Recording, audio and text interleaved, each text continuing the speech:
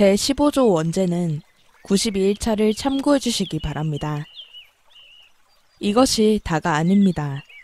벨직 신앙고백서는 또한 세례받은 사람, 심지어 세례의 참된 의미를 알고 받은 사람도 여전히 원죄의 결과로부터 자유롭지는 못하다는 사실을 말합니다. 원죄는 여전히 죄의 근원과 뿌리로서 거듭난 사람들의 내면에 남아 있습니다. 그러나 원죄에 붙어있는 죄책은 거듭날 때 완전히 사해졌습니다. 그러므로 신자가 여전히 전적으로 타락했다고 말하는 것은 올바르지 않습니다. 그것은 그리스도의 사역에 대한 부정이 될 것입니다. 때로 사람들은 전적 타락이라는 현실을 지나치게 강조함으로써 성경보다 더 정통적으로 되고 싶어 합니다. 이것은 그리스도의 명예를 더럽히는 일입니다. 거듭난 자 안에서 죄책이 사해진 반면 원죄의 영향이 여전히 남아있다는 것은 사실입니다. 이 사실은 너무나 분명합니다. 만일 원죄가 없다면 죄도, 문제도, 병도, 비참도 없을 것입니다. 이 땅 위에 천국이 임해 있을 것입니다. 이러한 진리는 신자 안에서 두 가지 방법으로 작용됩니다. 첫째, 신자는 자신의 죄들이 사해졌음을 알고 있지만 남아있는 죄에 안주하지 않습니다.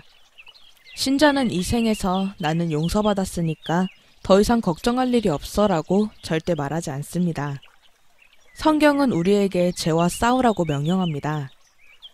죄와의 싸움에는 기도하는 마음으로 하나님께 간구하는 일이 필요합니다.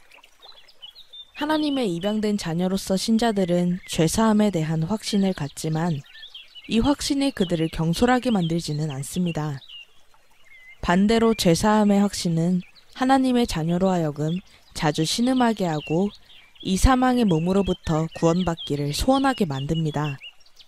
이것은 우리와 남아있는 원죄와의 싸움입니다. 이 싸움이 괴로워질 수 있는지요?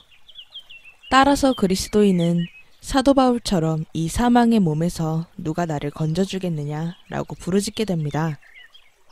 이 역시도 그리스도인이라면 경험하게 되는 한 부분입니다.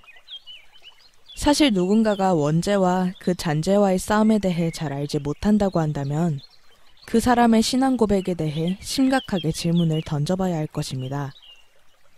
죄와 싸우고 있지 않으면서 그 대신 자신은 세례를 받았다고 주장하는 사람, 또는 자신은 꽤 괜찮은 삶을 살고 있다고 말하는 사람은 하나님의 말씀의 화살이 원죄가 우리에게 들이우는 무지라는 강력한 방패를 꿰뚫은 적이 있었는지 스스로 증명해야 할 것입니다. 우리 모두가 얼마나 하나님 앞에서 겸비해져야 하며 완전히 잃어버린 바 된 우리의 상태를 얼마나 고백해야 하는지요. 그리스도를 위한 자리를 마련하기 위해 우리에게는 성령의 드러내시는 사역이 필요합니다. 이 성령의 사역을 통해서만 이 원죄의 교리가 우리의 양심과 경험에 실제로 다가올 수 있습니다. 죄인들이 구원받았을 때 그들은 쉬지 못합니다.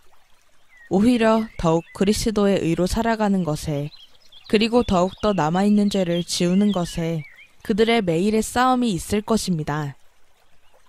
신자로서 우리는 그리스도 안에서 안식하지만 온전한 승리가 영광 가운데 우리의 것이 될 때까지, 그리고 모든 죄의 흔적이 완전히 없어질 때까지 죄와의 싸움 속에서 쉬지 못할 것입니다.